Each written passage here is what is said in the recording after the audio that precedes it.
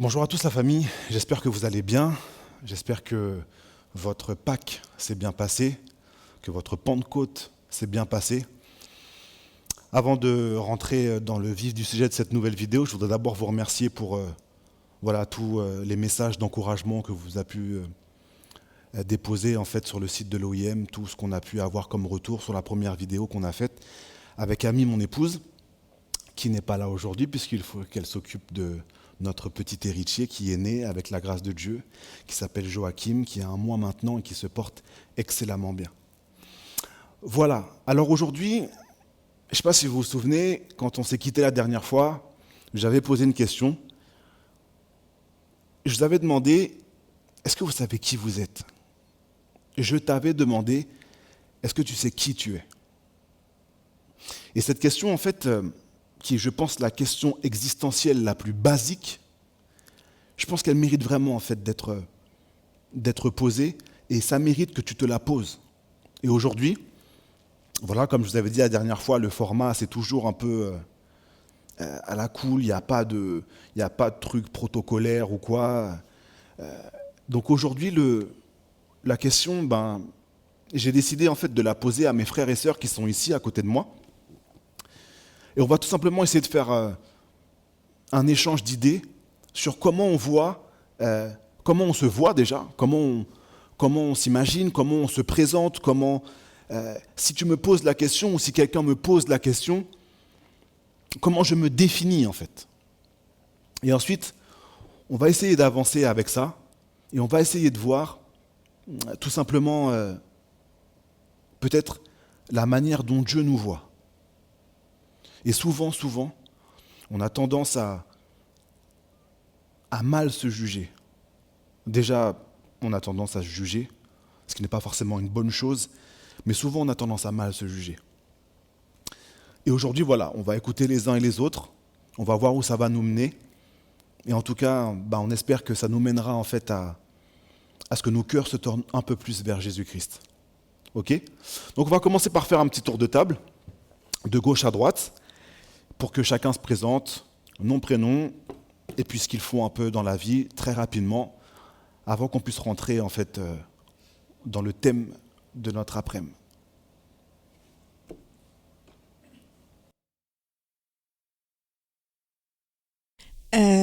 Moi, je m'appelle Andrea, j'ai 24 ans, j'ai sur mes 25 ans et dans la vie de tous les jours, je suis infirmière. Donc moi c'est Estelle, j'ai 25 ans et je suis en licence chef de projet. Moi, c'est Stella, j'ai 23 ans et je suis informaticienne. Bonjour à tous, moi c'est Dalia, j'ai 25 ans et je suis comptable. Moi c'est Loïc, j'ai 16 ans et je suis un lycéen. Moi c'est Vanessa, j'ai 24 ans et je suis en Master 1 RH. Merci. Je m'appelle Nathanaël, j'ai 24 ans et je travaille dans la communication et le marketing sportif. Ok, merci la famille. Voilà, chacun s'est présenté. Et en fait, même dans la manière dont les gens se présentent, on voit souvent qu'on est défini, souvent par ce qu'on fait. Et le problème, c'est que, en fait, on se rend compte que la société, en fait, est construite comme ça. La société nous définit déjà et cherche à nous mettre dans des cases. Et lorsque la société te demande qui tu es, la société a besoin de te classer dans l'une des cases qu'elle a créées pour toi. Le problème, c'est que ce n'est pas la société en fait qui doit te créer. Le problème, c'est que la société elle-même a été créée. Et la vraie question qu'il faut se poser, c'est ton créateur, c'est qui en fait ? Quand tu vis, quand tu te définis, c'est qui ton créateur ? Et là, comme ça, je te dirais qu'il y a 2 réponses possibles. Soit c'est le monde qui t'a créé, soit c'est Dieu qui t'a créé. Et je m'explique. Qui que tu sois ancré dans le Christ, que tu n'en aies jamais entendu parler, je suis persuadé qu'au fond de toi, si tu te poses la question, tu sais très bien que tu as été créé par quelque chose de plus grand que toi. Ok ? Maintenant, ça, c'est ta naissance. Vous pouvez regarder sur Internet, il y a plein de vidéos qui démontrent en fait qu'il y a vraiment quelque chose de fou dans la conception de l'être humain. Quelque chose que l'homme jusqu'à présent n'arrive pas à expliquer. Bref, ça c'est ta conception. Tu as été créé par Dieu. Maintenant, le monde s'organise pour faire de toi une espèce de nouvelle créature. Et quelque chose souvent qu'il peut contrôler. Ok ? Donc, je pense que ce qui serait bien là, tous. Alors, petite précision, il faut savoir que nos amis ici à gauche et à droite, je leur ai dit de venir pour pouvoir faire cette vidéo, mais ils ne savent absolument pas ce que je vais leur demander. Et c'est bien ça le but. Ok ? Et pour la spontanéité, ils ne savent pas quelles questions je vais leur poser ou quoi. Et c'est très bien ainsi. Et la première question, en fait, c'est même pas vraiment une question, mais c'est plus... la première chose, je pense, qu'il serait bon de développer aujourd'hui, c'est, voilà, est-ce que oui ou non, je reconnais en fait que j'ai été créé par Dieu? Et est-ce que je vois aussi dans ma vie les moments où le monde est quelque part venu frapper à ma porte et où je l'ai laissé rentrer et où il a eu une influence sur ma construction en fait en tant que homme ou femme. Ok ? Est-ce que la question est claire pour tout le monde? C'est là que je te sens pas. Ah, c'est clair de ce côté-là? Le lycéen, c'est clair? Philo, tout ça, qui suis-je, tout ça. Bon. Enfin, voilà. Donc s'il y a quelqu'un qui veut commencer, si la question est claire, c'est quelqu'un qui veut commencer. Puis on va voir où ça va nous mener. J'ouvre le bal. Par rapport à ta question, après c'est quelque chose d'ultra personnel, mais et d'ailleurs ça a souvent fait l'objet de longs débats avec ma mère par rapport au monde et à la société. Mais moi depuis tout petit et très tôt, j'ai toujours eu un regard distant en fait par rapport au monde, par rapport à la société et par rapport à ce que le monde attendait de moi, par rapport à ce que la société attendait de moi. Il y a certains critères, certains codes qu'il faut respecter, certaines choses à faire, certaines choses à ne pas faire, certaines normes qui ont été mises en vigueur par rapport au monde, à la société. Moi, j'ai jamais forcément été d'accord en fait par rapport à ça. C'est-à-dire que j'ai jamais hésité à montrer mon désaccord par rapport à la société quand j'estimais que quelque chose ne me convenait pas en fait.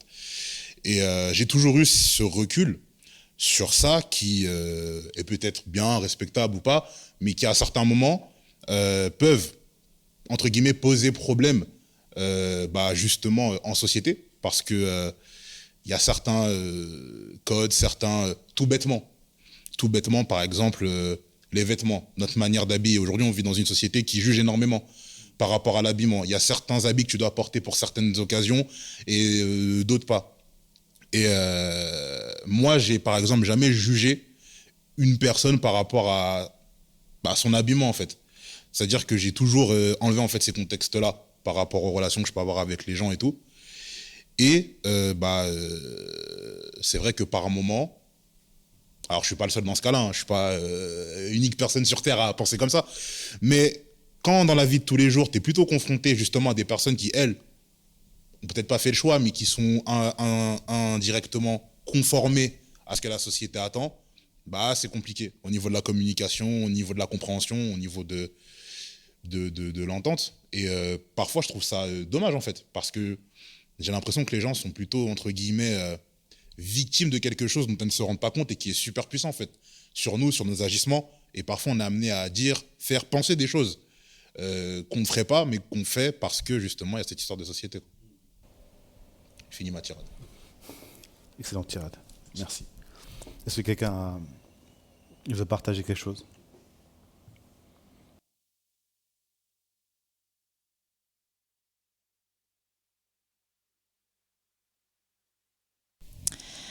Alors moi, ce que je voudrais dire par rapport à cette question, en fait, quand j'ai accepté de suivre Dieu au départ et surtout d'avoir de l'amour pour lui, il m'a permis d'avoir un regard détaché du monde.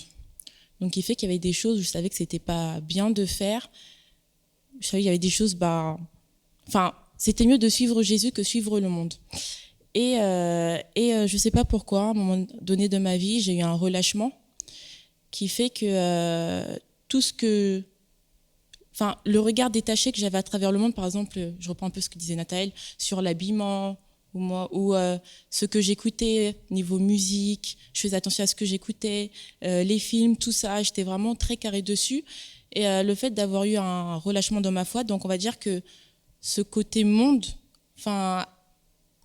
a pris le dessus, qui fait qu'aujourd'hui je suis moins carré dans les choses, par exemple. Par exemple, quand j'écoute la musique, bien sûr il y a des musiques que je vais pas écouter parce que c'est trop crash, pardon, mais je vais pas non plus être trop ferme, c'est ce que je veux dire.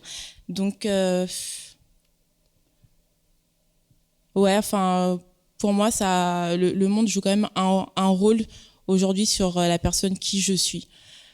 Tous les jours, personnellement, moi je me cherche. Tous les jours, aujourd'hui je peux pas me dire je suis comme ci, comme ça, comme ci, comme ça. Bien sûr, je suis chrétienne, bien sûr, j'essaye de faire des choses, mais j'ai l'impression qu'en fait l'homme évolue constamment, en fait, chaque jour. Chaque jour, on montre des nouvelles facettes, et donc du coup j'ai du mal à me mettre dans une certaine case. Pour l'instant, c'est ce que j'ai envie, c'est ce que je voulais dire. Ok, merci Sorette.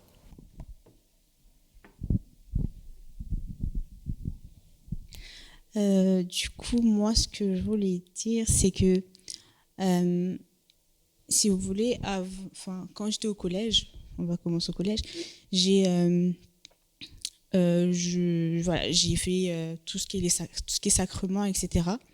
Donc, je les faisais sans vraiment les faire. Mais c'est vrai que quand je suis arrivée au lycée, j'ai vraiment rencontré le Seigneur et c'était difficile parce que tous les amis que j'avais vivaient leur jeunesse, comme on peut dire. C'est-à-dire qu'ils allaient en boîte, du coup qu'on arrivait au lycée en soirée, des petites fêtes, ça fumait, la chicha, la drogue, etc., etc. Et du coup, moi, le Seigneur est venu me parler tout simplement. Et c'était dur parce que je voyais mes amis, en fait, les personnes que je pensais être mes amis, partir.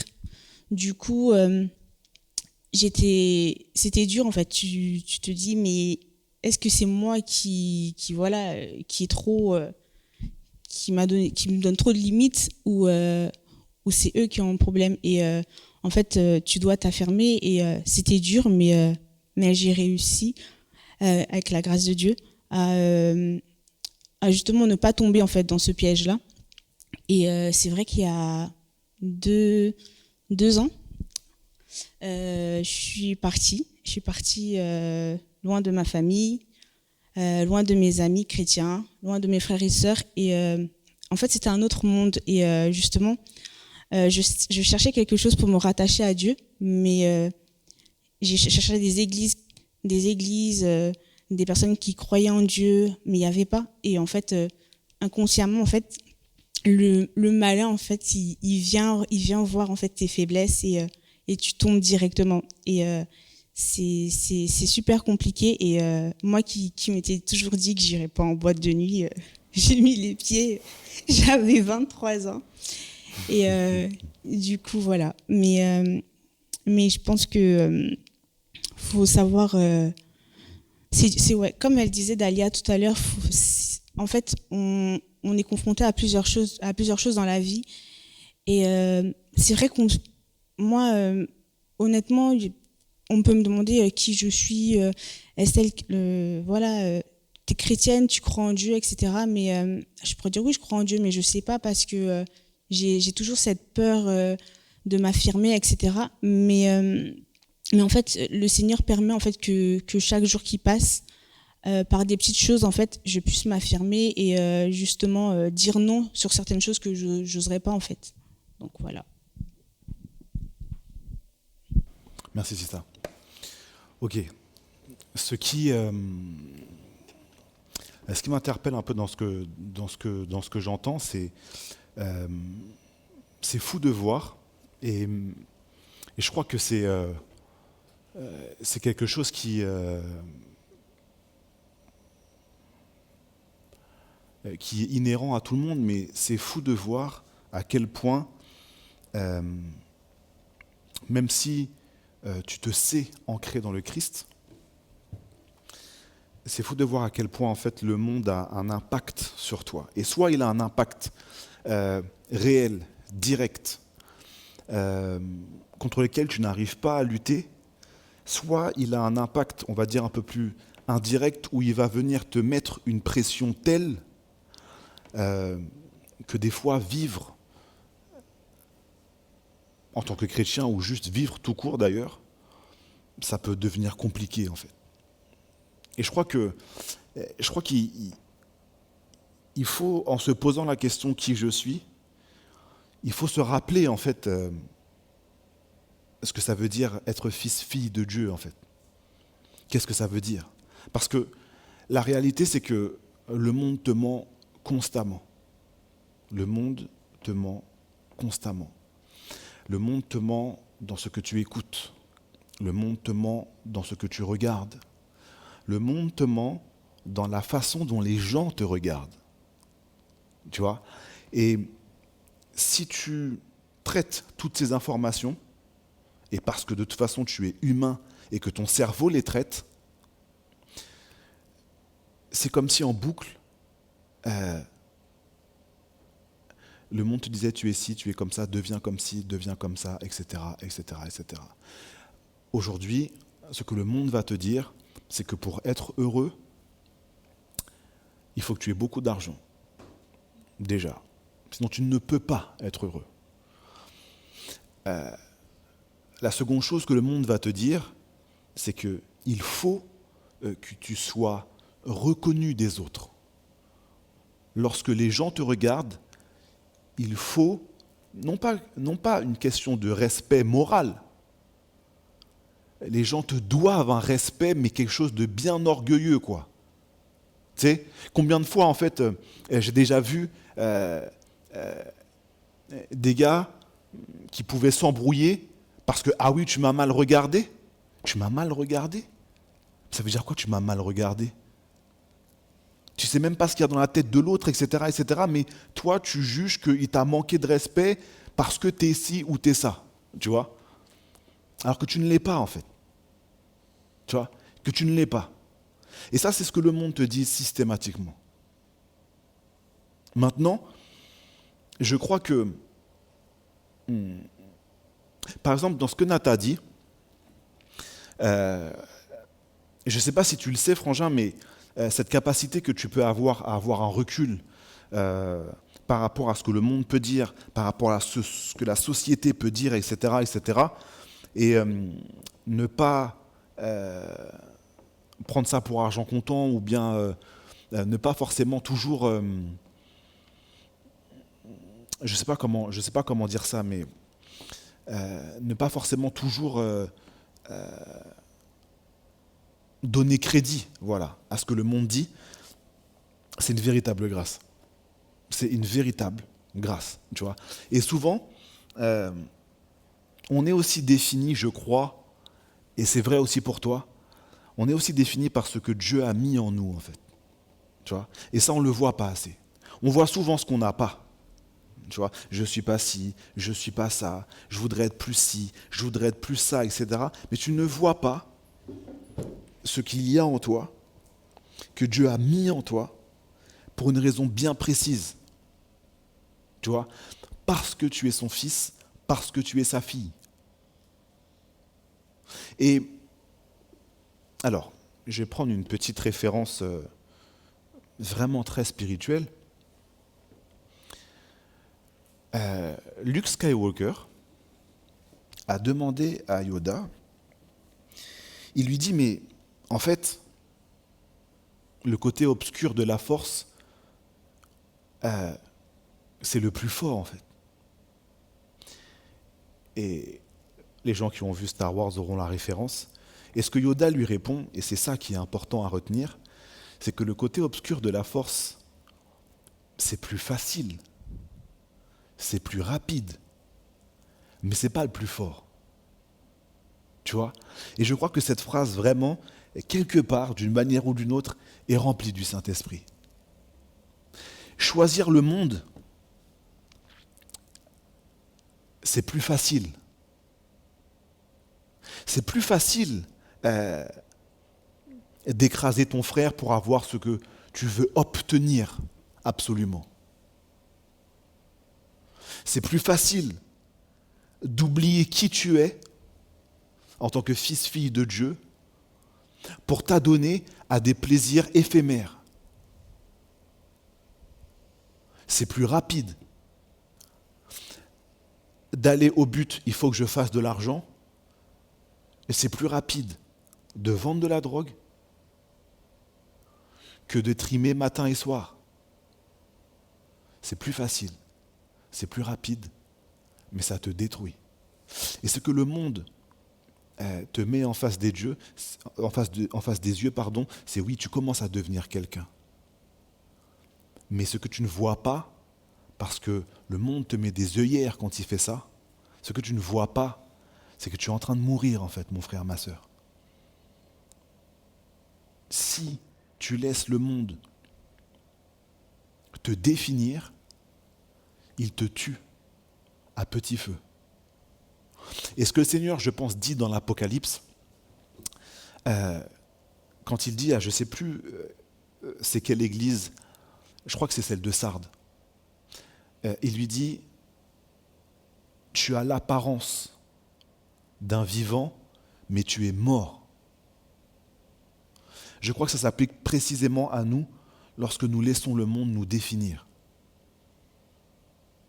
On a l'apparence d'être vivant, mais en fait on est mort. Et pourquoi on est mort ? Parce qu'on ne porte pas le fruit qu'on est appelé à porter. Et du coup, la question que j'ai envie de vous poser maintenant, c'est est-ce que j'ai déjà vécu une situation où je sentais que le Seigneur m'appelait à porter un fruit parce qu'il a mis tout ce qu'il fallait en moi pour le faire. Donc là, c'est plutôt à vous que je m'adresse.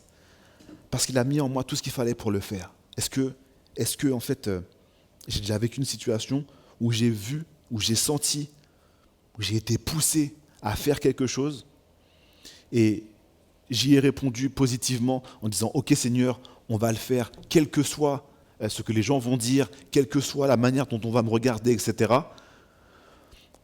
Ou bien est-ce qu'on a freiné des cas de fer en me disant ouais, « Mais Seigneur, t'as vu, qu'est-ce que vont dire les gens ? Mais Seigneur, t'as vu, est-ce que vraiment moi, lui, il ferait mieux, etc. etc. »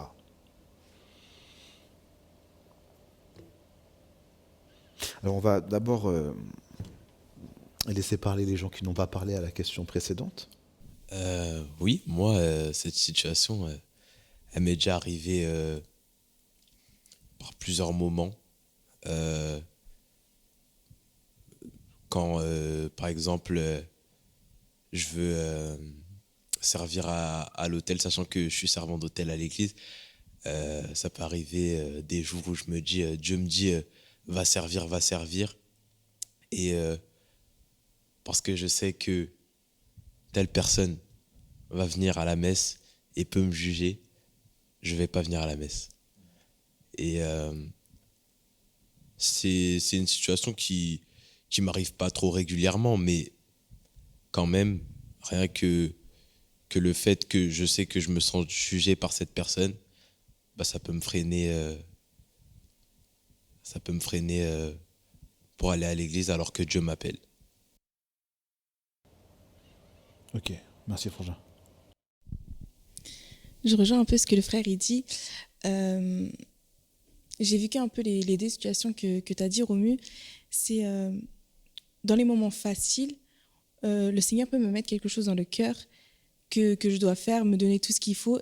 Et moi, je peux dire oui, bah ok, si Seigneur, c'est ce que tu veux, je le fais. Mais en fait, ça, c'est des moments où je peux le faire facilement quand, par exemple, je suis avec mes frères et sœurs chrétiens ou quand j'ai pas peur du jugement de la personne en face. Alors que, à contrario, il y a quelques semaines là, où à l'hôpital, quand je parle avec mes collègues, ils me disent oui, t'as vu telle collègue, elle fait pas ça, ça, ça. Oh mais c'est un danger. Oh mais si, oh mais ça. Et des fois, je sens que le Seigneur me dit calme un peu le jeu parce que tu connais la valeur de ta sœur. Et donc, en l'occurrence, c'est une collègue. Tu connais la valeur de ta sœur, tu vois comment elle est, et toi aussi, tu sais que t'aurais pas toujours fait mieux. Et des fois, c'est vrai que je suis plus réticente parce que je me dis ouais, mais après, si je défends cette collègue-là, du coup, je suis pas le move, en fait. Et du coup, je vais être jugée par les gens. Et là, c'est vrai que c'est plus compliqué.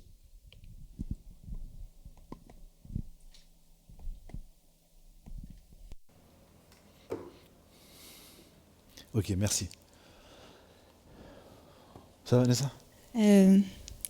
Du coup, Non, c'est pas toi. Non, je rigole. je te sauve la mise là. Non, elle va y passer de toute façon. Mais ouais. Non, moi c'était je vais raconter une petite anecdote qui m'est arrivée c'était pendant le carême. En fait, il faut savoir que j'ai déjà fait des maraudes, etc. avec Andrea. Et puis, ça me dérangeait pas d'aller rencontrer aider les SDF, aider en fait écouter les personnes. Mais en plus, on est en période de Covid, donc c'est compliqué. J'étais dans les transports et là, il y a un monsieur qui vient s'asseoir à côté de moi et il me parle en fait, et il me parle de Dieu. Et puis moi, je sens que le Seigneur me dit mais tu regarde-le, parle-lui. Et puis moi, je me dis mais les gens ils vont penser quoi en fait? On est en plein Covid, il est collé à moi, parle dans mon visage.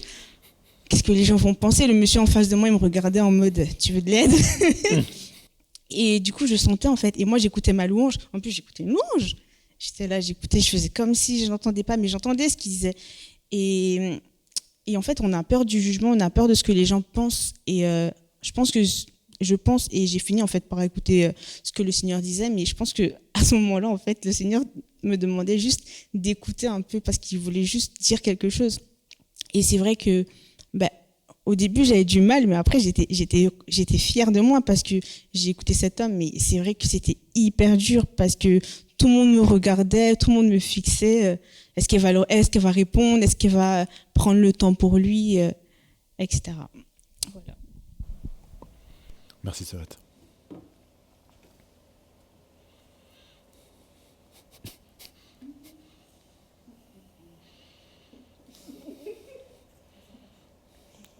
Ça va, Vanessa? Tout le monde te regarde. Tout le monde te regarde. Je te regarde. Nous te regardons. Non, on plaisante.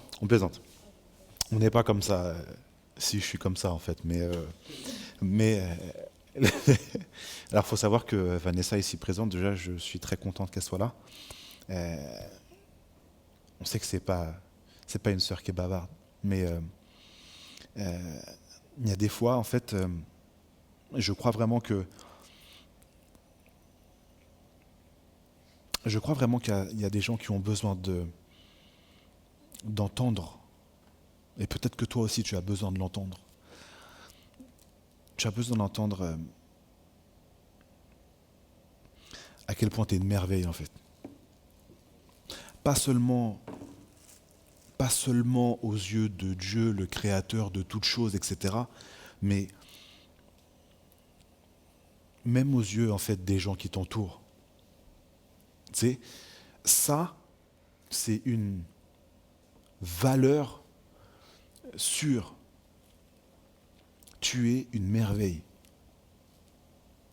Tu es une merveille. Tu sais, de par ta création, de par ce que tu es, ce par quoi tu es passé, etc., etc., si tu es là aujourd'hui, c'est pas parce que Dieu a besoin de toi.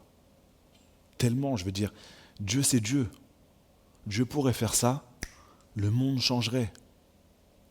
Mais Dieu a une véritable volonté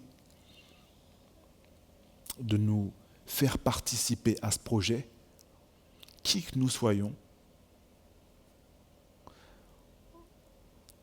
pour que nous puissions en fait déjà apprendre à nous accrocher à lui, apprendre à le connaître lui aussi en fait. Quelque part, on pourrait aussi poser la question à Dieu, mais Dieu, qui tu es en fait? Mais Dieu ne cherche et ne fait que ça. Vouloir nous montrer qui il est. Et il le fait à travers ce qu'on vit au quotidien. Même quand c'est difficile. Même quand c'est difficile. Quand Dieu t'appelle à faire quelque chose, il a forcément besoin de te montrer quelque chose derrière. Pour que de plus en plus, tu apprennes ta valeur. Ta valeur. Et c'est fou, mon frère, ma sœur, comment des fois on peut se brader au monde. Et je crois que c'est parce qu'on ne connaît pas notre valeur. Tu vois, si je prends un exemple très concret, demain tu butes sur un lingot d'or. Si je viens te voir et je te dis que je te donne 5 €, tu me donnes ton lingot d'or. Tu vas me dire, frérot, t'es bien gentil, mais je ne suis pas un pigeon. Ok. Maintenant, l'ennemi vient te voir et te dit, regarde, on fait un deal. Viens, tu ne pardonnes pas à cette personne, et en échange, tu mets en jeu ton éternité. Je fais un deal encore plus violent pour que ce soit clair. Je te donne du pouvoir, tu me donnes ta vie éternelle.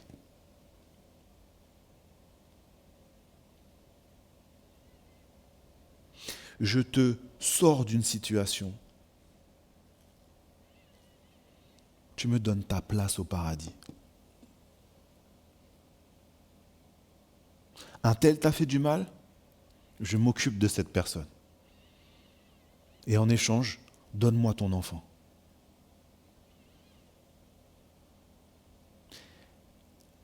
La famille, qui est le plus fou? Celui qui peut-être va donner 5 € à la place, en échange d'un lingot d'or, ou celui en fait qui va prendre le risque de perdre son éternité par vengeance, par amertume, par désir de pouvoir, etc., etc. Je suis tombé sur un gars, peut-être que vous le connaissez. J'avoue que j'aurais bien vécu sans le connaître. C'est un artiste apparemment, qui s'appelle Lil Nas.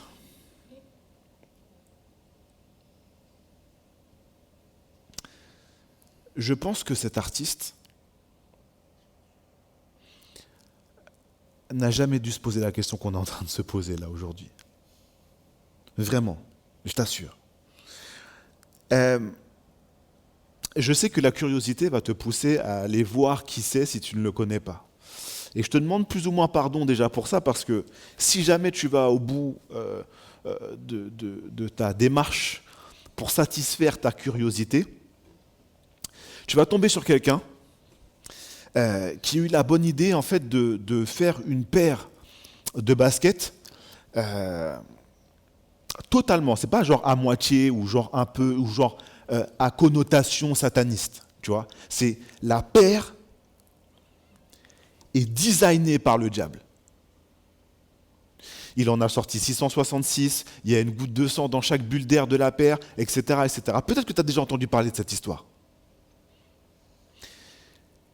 Le gars t'explique qu'il a fait un clip, mais du début à la fin du clip et de la chanson, c'est blasphème sur blasphème. Et le gars t'explique qu'il fait ça, c'est un moyen d'expression, etc., etc. Mon ami, je pense d'abord qu'il y a d'autres moyens de s'exprimer. Et ensuite, rends-toi compte d'une chose, tu brades ton éternité pour peut-être 5 ans, 10 ans de notoriété. Lil Nas, allez, je ne crois plus que ça existe les artistes qui font des 50 ans de carrière, etc., etc. Et c'est certainement pas dans le monde dans lequel on vit. Mais admettons, Lil Nas, allez, je lui donne 20 ans parce que je suis gentil. Lil Nas, dans 20 ans, tout le monde l'aura oublié. Par contre, sûr, le diable ne l'aura pas oublié. Et heureusement, Dieu ne l'aura pas oublié non plus. Je dis heureusement parce que tant qu'il vit, il a toujours la possibilité de revenir à Dieu. Alors, sortons Lil Nas de notre débat, puisque ce n'est pas le débat du jour. Mais c'est vrai aussi pour nous. Parce que, tu sais, on va s'offusquer de ce qu'a fait Lil Nas. Ah ouais, tu te rends compte, etc., le sang dans la chaussure, etc., etc. Blasphème et tout ça, comment ça, Dieu, c'est comme ça? Oui, mais toi, en fait. Toi qui se dis être son enfant, et quand je dis toi, je parle de moi, en fait. C'est la réflexion que moi, je me fais. Toi, Romu, qui prétend être son enfant, le nombre de fois, en fait, où tu poses des actes de réelle trahison ou de lâcheté envers Dieu, est-ce que tu penses que tu vaux mieux qu'un Lil Nas? Et tu as envie de répondre oui. Tu as envie de répondre oui. Ah oui, attends, oh. Ouais, mais réfléchis bien, en fait. Parce que pour le cœur du Christ, un péché, c'est un péché. Tu sais, il n'y a pas de gros ou de petits péchés. Un péché, c'est un péché. Tu vois? Et je crois que avec la question, ouais, qui sommes-nous? Il faut lui accoler une réponse rapide, qui est de dire, est-ce que tu es du monde ou est-ce que tu es de Dieu? Et si tu es de Dieu, qui est Dieu? Pour toi, qui est Dieu? Quelle place il prend dans ta vie? Quelle place tu lui donnes? Quelle place tu donnes à Dieu dans ta vie? Qu'est-ce que tu es prêt à faire pour lui? Qu'est-ce que tu es prêt à faire pour lui? Vanessa, tu dois parler. C'est une obligation, tu dois parler. Mais attends, je ne t'ai pas posé la question encore.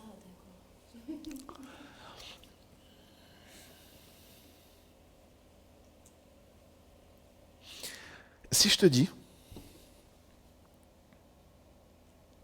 je te donne 50 000 balles, tu fais Paris-Marseille à pied. 100 000 à partir. Vas-y, dis-moi, ton prix c'est le mien. J'ai pas de prix, je préfère dormir.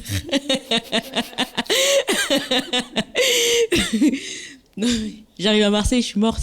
Je suis prêt avec 50 000 balles. Donc tu veux que je fasse quoi avec les 50 000 Non, euros? mais c'est ça, je les donne.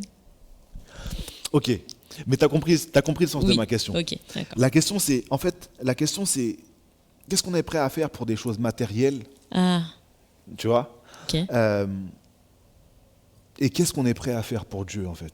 Ok. Ou parce qu'en fait, c'est ça la vraie question, c'est qu'est-ce qu'on remarque qu'on est prêt à faire pour des choses matérielles, l'énergie qu'on peut dépenser, etc., qu'on ne dépense pas forcément pour Dieu. Après, pour moi, ça dépend de la foi de la personne. Ouais. Parce que par exemple, moi, je sais que je préfère aller, j'avoue, en vacances que par exemple aller dimanche à l'église. Ça dépend de la foi de la personne. Même si je sais que c'est pas bien, je préfère faire ça. Et du coup, qu'est-ce qui te fait préférer l'un à l'autre?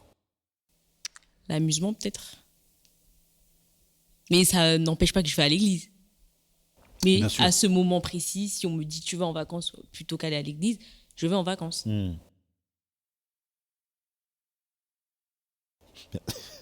Voilà. Ne regarde pas comme ça. Je te regarde comment. Merci. Merci, Sorette. Alors, il y a quelque chose qui est très important. Même si j'aime bien mettre les gens mal à l'aise, parce que ça, c'est un délire que j'ai, mais qui aime bien, châtie bien, un skip. Il y a quelque chose qui est très important, c'est que peut-être tu seras tenté de dire « Ah ouais, c'est pas bien, Miskine, il fait ça que pour l'afficher, etc. etc. » Absolument pas. Tu vois, déjà, je bénis le Seigneur parce que elle a l'honnêteté de dire des choses que peut-être beaucoup pensent et que peu diront, premièrement. Secondo, encore une fois, on en revient à la même chose. Je crois que Dieu préfère un enfant un peu rotor, voire rebelle, mais honnête, qu'un enfant hypocrite, qui va être là à la messe tous les dimanches d'après lui, etc. Et la famille, je vous dis ça parce que j'ai fait ça pendant longtemps. J'ai fait ça pendant longtemps. Non, moi j'avais un level vraiment. C'est-à-dire que moi, je pouvais arriver, comme je vous le disais un peu dans mon témoignage, il y a une période de ma vie où vraiment, tu sais, je pouvais arriver, m'organiser pour arriver avant les premières personnes qui arrivent à la messe le matin, juste pour que les gens me voient prier, en fait. Tu vois?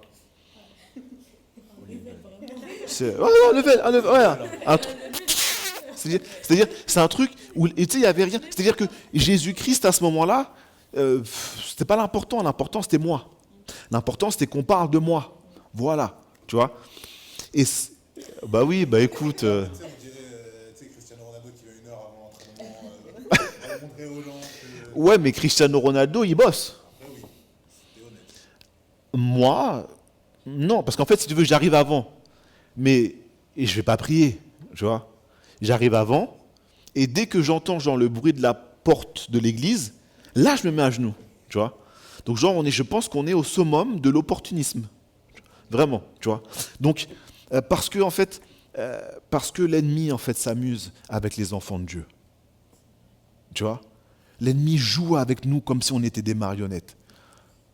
Et pendant longtemps, comme j'étais défini par le regard des autres, donc même dans un cadre religieux, j'étais capable de faire ça.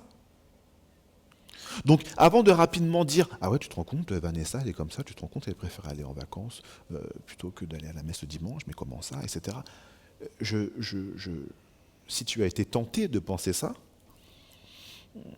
je t'invite cordialement à relire ta vie et voir tous les moments où tu es allé très légèrement à la messe. Tu vois? Bon, c'est un détail. Je ne suis pas pour te juger. Je suis pas pour te juger non plus. Tu vois? Je suis pas pour te juger. Je suis pas pour te juger non plus. Tu vois ce que je veux dire? Mais c'est vrai que des fois, tu sais, en nous, il y a ce genre de mouvements qui peuvent vite apparaître. Tu sais? Ouais, puis je te rends compte. Oh, mais comment ça, etc. Un tel, etc. Mais comme si tu étais mieux, en fait. Tu vois? Et ce comme si tu étais mieux là rentre aussi, je crois, dans notre fameuse question, en fait. Parce que savoir qui tu es, c'est aussi éviter de te prendre pour ce que tu n'es pas. Parce que c'est ça aussi, je crois, qui fait du mal à notre Église. Il y a un tas de personnes qui, dans l'Église, agissent comme des pharisiens en fait. Des gens qui maîtrisent la loi, qui ont des services, qui ci, qui ça et compagnie. Mais si l'autre n'agit pas selon sa manière de penser ou de faire, l'autre est un paria. Tu vois ? J'ai un exemple très concret où j'étais avec ma communauté, il y avait un temps de partage et tout ça. Je sors, il y a un SDF qui me dit « Ouais, est-ce que t'as pas un truc à manger ?»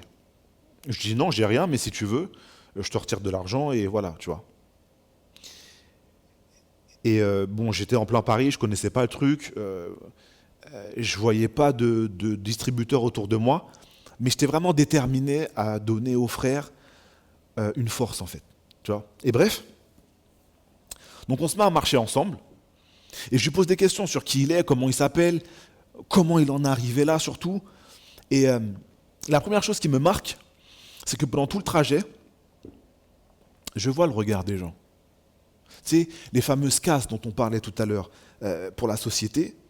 Et je vois toutes ces personnes qui fonctionnent, poser un regard méprisant sur le SDF qui marchait avec moi, et un regard d'incompréhension sur moi, qui disait en gros, mais qu'est-ce que tu fais avec lui en fait ? Il y a une vraie incohérence, tu vois ? Et ça leur pétait vraiment le crâne. Bref, ça passe, on arrive au DAB, je lui donne l'argent, on revient, il tient à m'accompagner jusqu'à l'église où on avait notre temps et tout, et il me dit, vraiment, je te remercie, et je crois que tu feras un bon chrétien, tu vois. Et je dis, je ne sais pas quelle est ta foi, mais prie pour ça, tu vois. Et il me dit, non, je t'assure, moi aussi je crois en Dieu, et même si c'est difficile, même si ça, je crois vraiment que tu feras un bon chrétien. Je dis, c'est ce qu'on essaye de vivre et tout ça, mais tu sais, l'église, elle est là pour... Et il me dit, non. Il me dit, il n'y a pas de place pour les gens comme moi à l'église. Alors je regarde, je lui dis, comment ça ? Et il me dit, il y a 3 semaines, c'était l'hiver, il neigeait, je suis rentré dans la même église où tu es en train de faire ton temps là. Je suis rentré parce que j'avais froid.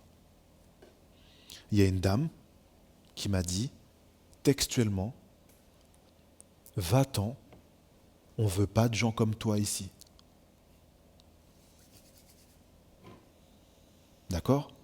Ça ne s'est pas passé dans la rue, ça ne s'est pas passé dans un magasin, ça s'est passé dans une église. Va-t'en, on ne veut pas de gens comme toi ici. Alors, je ne sais pas si des piliers d'église regarderont cette vidéo, mais vraiment, je nous invite vraiment à sonder nos cœurs sur la manière dont on accueille l'autre dans, pas notre église, mais l'église du Christ. Tu n'es même pas administrateur dans cette église. Tu n'es pas ça. Si tu veux chercher vraiment à faire un job, cherche à être ce visage accueillant et compatissant du Christ. Parce que cette capacité, il l'a mis aussi en toi. Avant de voir, comme disait Nata, comment la personne s'habille, comment la personne parle, comment la personne marche, etc., etc. Ok, il y a une décence à avoir, par exemple, quand tu vas à la messe. Tu ne mets pas n'importe quoi, etc., etc. Mais en réalité, est-ce que tu te dis une seule seconde que Dieu s'est aussi donné pour cette personne-là ? Et si vraiment ça te gêne, et que tu tiens à lui dire, ok, il faut lui dire, mais tu lui dis pourquoi ? Tu lui dis parce que sa tenue te dérange ? Ou tu lui dis parce que dans ton cœur tu te dis, il faut que cette sœur sache qu'elle vaut mieux que la manière dont elle s'habille et ce qu'elle dégage ou représente. Est-ce que tu fais ça pour la personne ou bien est-ce que tu fais ça pour ton petit confort à toi parce qu'il y a un cadre aussi que tu mets dans l'Église du Christ?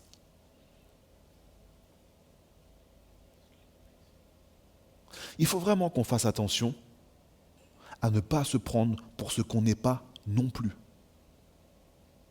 Parce que, puis tout à l'heure je dis oui, il faut que tu saches que tu es fils de Dieu, etc. Et c'est une réalité. Maintenant, il ne faut pas oublier qu'on est aussi pécheurs. Il ne faut pas oublier qu'on est aussi pécheurs. Et la question qui me vient là, c'est tout simplement, je ne vais même pas poser la question à savoir est-ce que je juge ou est-ce que je ne juge pas, d'accord? Je pense que tous, malheureusement, on est plus ou moins en proie à la fatalité de juger l'autre. La question que je vais poser, c'est plutôt combien de fois je me suis placé au-dessus de l'autre quand je juge? Est-ce qu'il y a un moment où, genre, la pensée de « tu vaux pas mieux que lui » m'est venue, en fait? Ok? En fait, c'est plus de l'ordre du témoignage et de voir, parce que souvent, lorsque on essaie un peu de s'accrocher au Christ et qu'on fait ce genre de choses-là, le Seigneur aime bien nous ramasser cordialement. Et là, voilà, ce que je vous demande, c'est peut-être plus un partage, une expérience de vie sur ça, en fait. T'as le mic pour parler ou t'as le mic...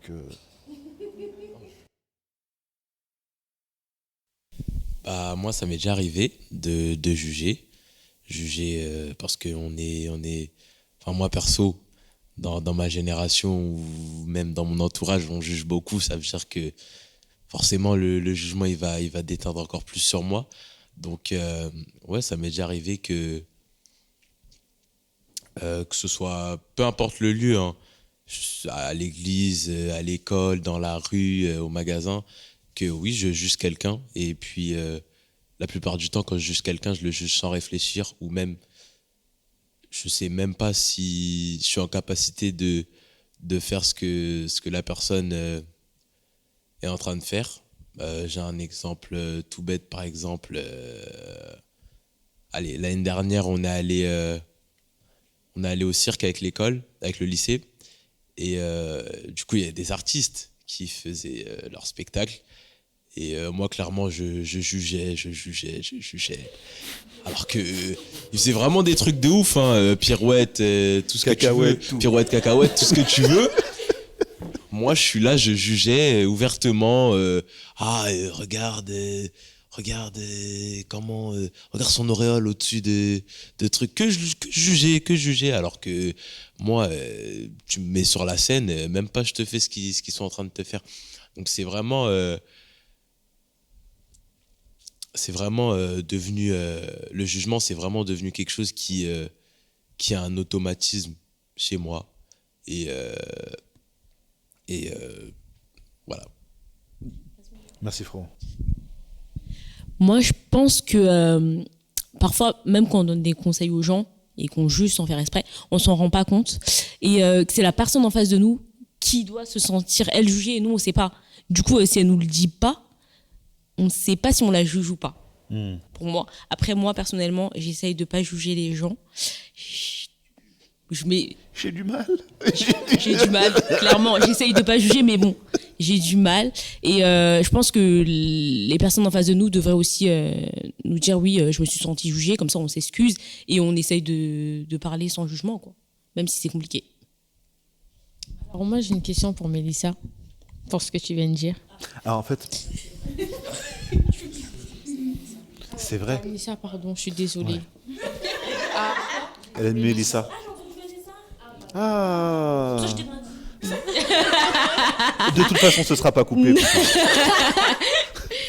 Oui. En fait, du coup, je pense que ça va partir en débat. Du coup, ça va partir en débat. D'accord. En fait, tu viens de dire que on peut juger les gens sans le vouloir. Maintenant, ma question, c'est est-ce que si quelqu'un vient te voir pour te raconter ses problèmes, cette personne-là, on est d'accord qu'elle vient dans l'optique de te parler, elle attend de toi que vous puissiez trouver une solution ensemble, la conseiller. Mais indirectement et sans le vouloir, tu vas la juger. Et tu penses que cette personne, en fonction de ce qu'elle va te dire, ça peut être un problème. Je peux venir me plaindre pour un truc, j'ai fait quelque chose, mais je veux pas que tu me juges. Après, je peux me juger sans le vouloir, je vais prendre le jugement, mais c'est pas grave. C'est un vieux jugement, il n'y a pas de souci. Mais il y a jugement et jugement. Ça, il ne faut pas l'oublier. Il y a un jugement qui va toucher la personne, mais est-ce que tu penses que cette personne-là, même toi, est-ce que tu penses que tu auras le courage de dire à cette personne, en fait, mais là, tu m'as jugé? Moi, personnellement, j'aurais le courage de le dire. Peu importe la situation, Peu importe de dire à cette personne que tu m'as jugé Ouais, et tu vas repartir si c'est comme mon ça. ami proche, en tout cas, je lui dis, je t'ai demandé de me donner des conseils ou de m'aider ou seulement de m'écouter. T'es pas obligé de me donner des conseils. Si je te te raconte taire. ma vie, tu peux. Non, mais tu peux seulement m'écouter. Si pour toi, ce que j'ai fait, c'est mal, tu peux seulement m'écouter et te taire, ne pas me juger. Me donner des conseils si tu as envie ou te taire. Moi, personnellement, je dirais si quelqu'un me juge. Un ami proche me juge, je lui dirais que c'est du jugement. Ok, Ok. merci. Ok, quelqu'un d'autre, du coup?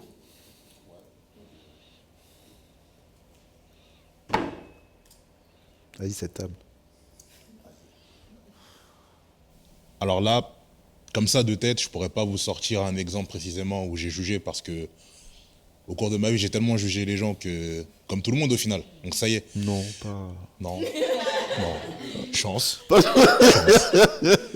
Mais plus le temps passe et moins je juge les gens dans la mesure où, en fait, si vous voulez, j'ai compris que le monde, il est vaste.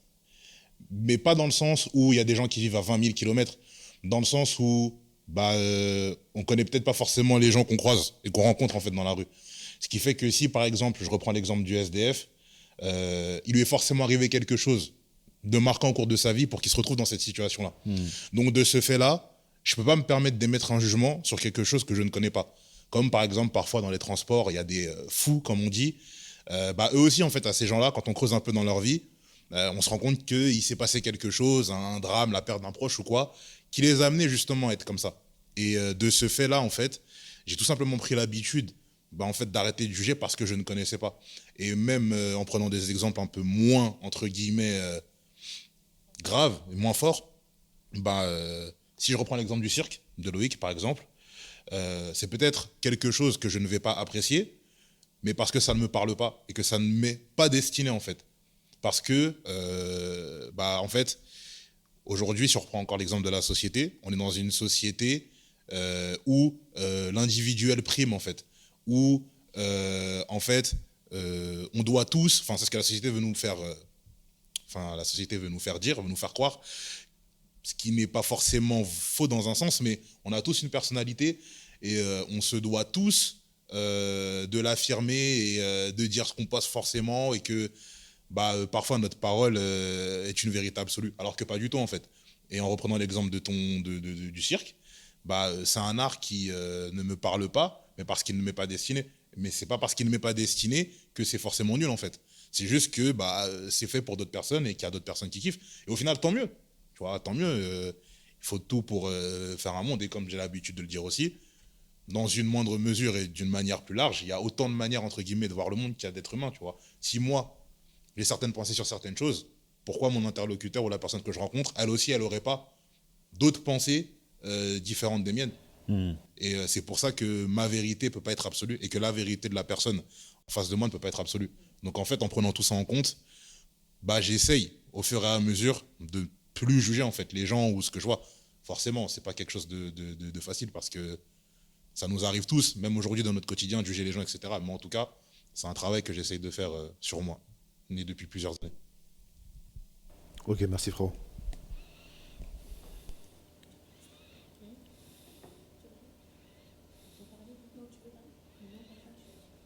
Pas tout de suite. J'attends. Ok, moi pour reprendre l'exemple que j'ai donné tout à l'heure avec mes collègues, en fait au travail, comme je suis quelqu'un d'assez gentil, je fais les choses et de toute façon dans mon éducation aussi, on m'a toujours appris à toujours travailler et à faire tout ce qu'il fallait faire. Donc je suis comme ça naturellement et au travail, ils aiment bien m'appeler Sainte Andrea. Et Alors que pas du tout. Donc, depuis aussi le fait que je dise clairement que je suis catholique, etc. Donc au début, je disais oh, n'importe quoi et tout. Et c'est vrai qu'au fur et à mesure, pendant 1 an, on me répète la même chose. Donc bon, je prends un petit peu, ça m'enorgueille. Oui, c'est ça, enorgueilli. T'as du mal à le dire, mais c'est ça, hein, c'est enorgueilli. Voilà. Voilà, bref, il y a l'orgueil qui vient. Ouais. Et quand je parlais tout à l'heure de ma collègue qui disait... mes collègues qui jugeaient une autre collègue, au début, je prenais pas part. Et au fur et à mesure, on me comparait beaucoup à elle. Et après, je disais, ah, c'est vrai, elle pourrait faire ça, elle pourrait faire ça. Et au fur et à mesure du temps, en fait, j'ai commencé à moi aussi la juger en me sentant supérieure à elle. Et je sentais qu'au fond de moi, le Seigneur disait, Andrea, calme-toi parce que t'es pas mieux qu'elle. J'ai dit, ouais, non, et tout ça. Je mettais un petit peu cette voix-là de côté et je continuais, jusqu'à un moment où, en fait, où le jugement commençait à être beaucoup plus présent. Et ben, pendant au moins 1 semaine, je faisais n'importe quoi au travail. Mais vraiment n'importe quoi. Et bon, Dieu merci, mes pensions vont très bien derrière. Mais... Ils ne sont pas morts. Morphine pour tout le monde.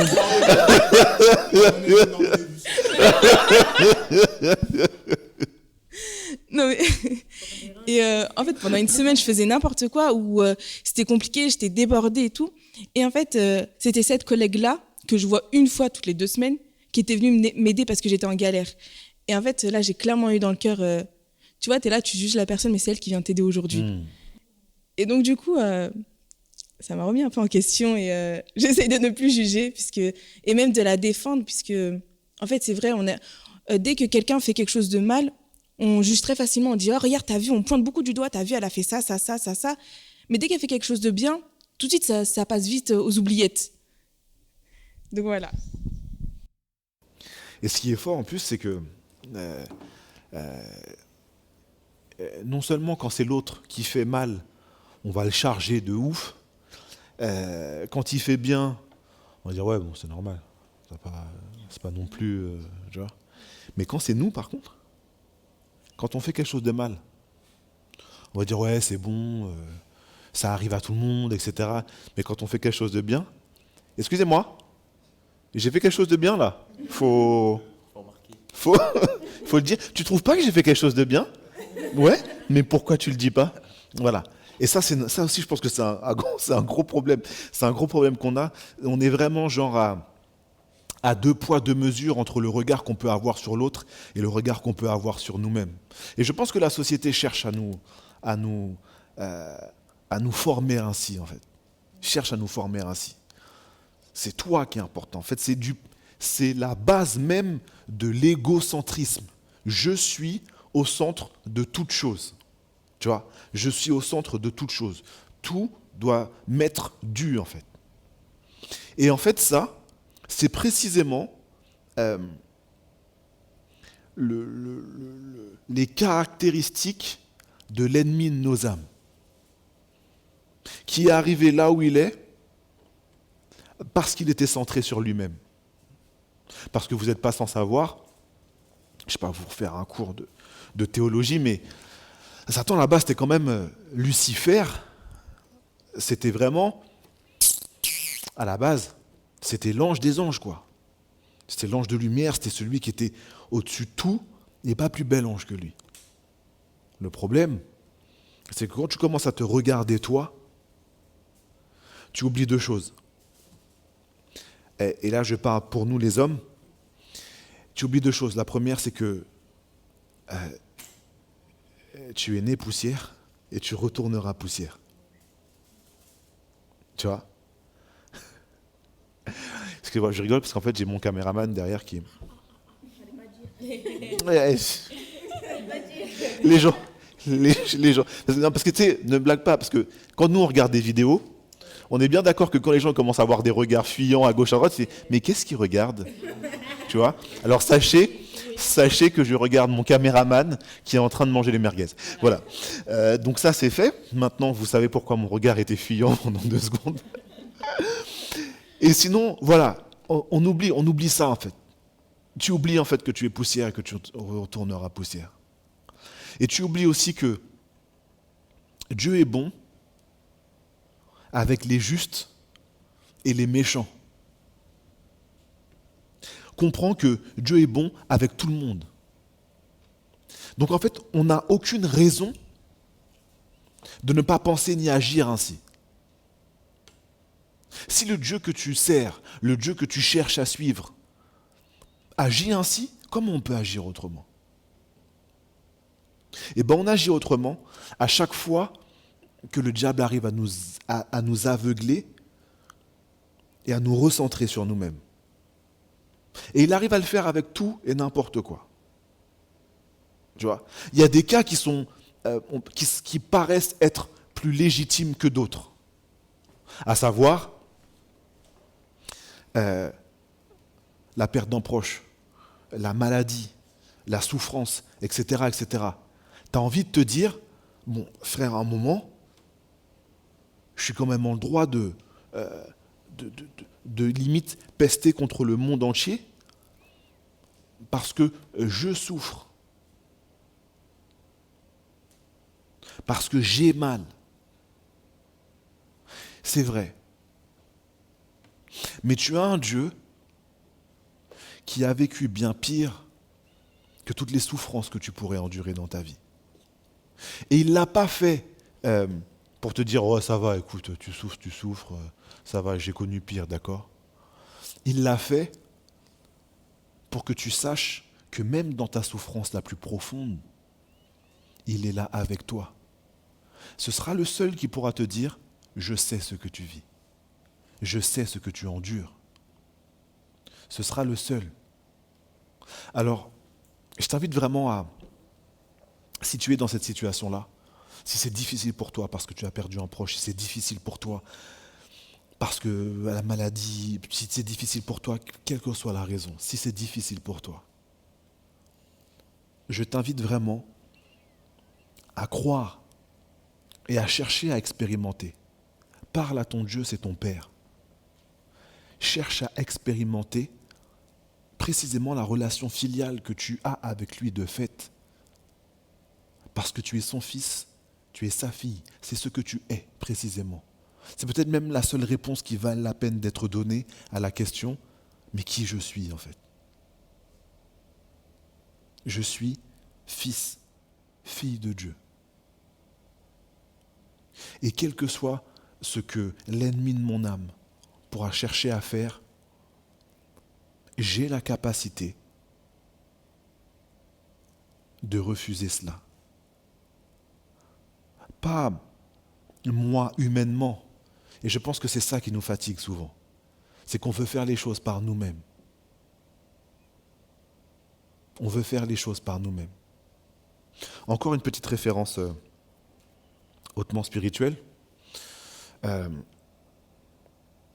crois que c'est dans le premier Avenger.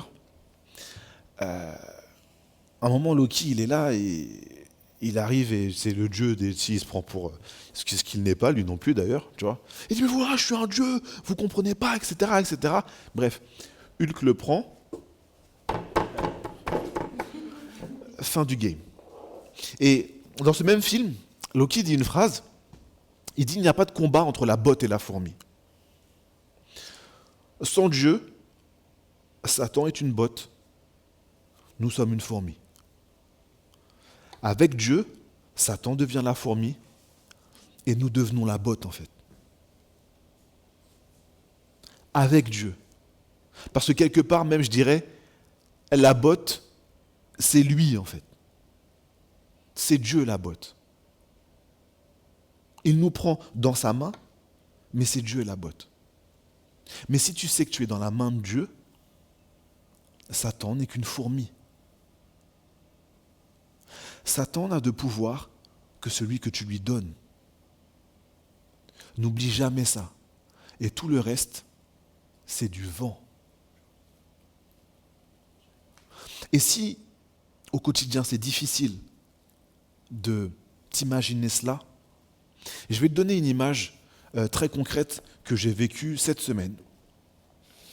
je faisais ma petite séance de sport matinale. Et cette fois-ci, plus matinale que les autres parce que, voilà, je sais pas, je me suis levé à 4h11 exactement du matin. Donc il fait encore nuit dehors. Et je commence mon footing et tout. Et normalement, je fais mon footing dans un endroit où c'est tout le temps éclairé, tu vois. Mais en même temps, je suis jamais allé dans cet endroit aussitôt. Moralité, c'était pas éclairé là, tu vois. Et tu sais, comme ton frère essaye vraiment de se donner une hygiène de vie, je sentais ma chair me dire, bon, ben c'est pas grave, on va rentrer, du coup, on va pas courir, hein, tu vois. Et en même temps, je me dis, non, c'est pas possible, tu vois, il faut que je le fasse et tout. Je cours, et en même temps, au moment, sur mon parcours, je m'arrête pour pouvoir faire un peu de physique, etc. Bon, c'est pas le sujet, mais ce qui est important, c'est que pendant que je fais ce physique-là dans la pénombre, où il fait encore un peu froid, la lumière, du coup, des lampadaires que j'espérais tant, finit par s'allumer. Et quand elle s'allume, je vois, alors que je pensais qu'il ne faisait pas si froid que ça, je vois qu'à chaque fois que j'expire, il y a de la fumée qui sort de ma bouche. Et à ce moment-là, je pense vraiment que le Seigneur me parle à travers cette image de la lumière qui révèle la fumée, en me disant, réclame le Saint-Esprit, c'est important. Parce que c'est lui qui va te permettre de voir la fumée que Satan souffle sur ta vie pour t'aveugler et penser que tout va bien alors que tu es embrumé en fait, alors que ton esprit est embrumé. Et quand ton esprit est embrumé, tu n'es pas capable de saisir la main de Dieu pour surmonter les difficultés que tu as dans ta vie. Tu n'es pas capable de le faire. Et je t'assure, mon frère, ma sœur, que Satan ne se fatigue pas à souffler de la fumée sur ta vie, en fait. Pour que sans même que tu t'en rendes compte, tu ailles droit dans le mur. Parce que les gens qui font des dingueries à gauche, à droite, faut pas croire que ça se passe comme ça. Faut pas croire que ça se passe comme ça. C'est une accumulation de plusieurs choses. Et depuis tout à l'heure, je dis Satan, Satan, mais il ne reste que bien souvent, c'est nous qui lui ouvrons les portes. Si nous manquons de vigilance, si nous manquons de fermeté, si nous manquons de rigueur, il trouvera toujours un moyen pour pouvoir s'infiltrer. Et si l'Église catholique est ce qu'elle est, en termes de communauté, en termes de tout ça, tu connais cette fameuse phrase qui dit oui, un chrétien seul et un chrétien en danger, etc. C'est une réalité. Si pour toi c'est difficile, même, de prier pour pouvoir dire Seigneur, en fait, fais la lumière sur ma vie, appuie-toi sur tes frères. Appuie-toi sur tes frères. Ils sont là pour ça. Ok ? Et je t'assure que Dieu ne te laissera jamais seul. Donc voilà, mon frère, ma sœur. On va finir là-dessus, parce que le temps n'est pas extensible à l'infini. J'espère que cette vidéo t'aura plu. J'espère que ça va te parler. N'hésite pas à commenter cette vidéo, non pas parce que j'ai envie de faire le buzz, non pas parce que je veux que l'OIM devienne la première chaîne internationalement connue, mais tout simplement parce que nous sommes à ton service. Et que ce sont tes commentaires qui vont nous aider à nous améliorer. Ce sont tes commentaires qui vont nous aider aussi à nous sanctifier, à chercher à aller plus loin, etc. En fait, on a besoin de toi, en fait. Ok ? Que le Seigneur te bénisse, mon frère, ma sœur. Merci la MIF d'être passé. Merci la MIF de vous être prêté à cette petite expérience. Vanessa, force. Et puis qui sait, peut-être que vous reverrez une de leurs têtes un jour. Je sais pas ce qu'on fera la prochaine fois. Je vais y réfléchir. Vous pouvez aussi me donner des idées. Je crois que j'ai une petite idée, mais cette fois-ci, je vais la garder pour moi. Allez, à plus.